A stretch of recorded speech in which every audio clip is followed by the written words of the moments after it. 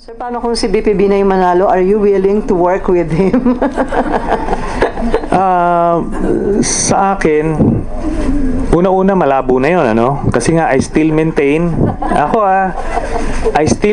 na hindi tatakbo si Vice President Binay sa 2016. Matapang yan siya magsalita.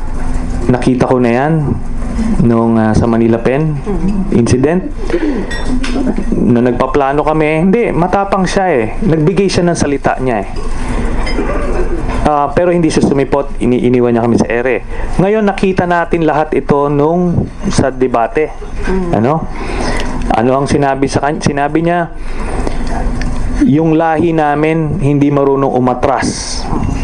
Pero umatras. Kaya nga sinasabi ko sa inyo, huwag niyong panghawakan yung salita ni Vice President Binay kasi mapofrustrate kayo.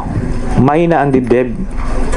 Matapang siya pagka lamang siya, pero lagay mo sa isang sitwasyon na medyo alanganin, atras.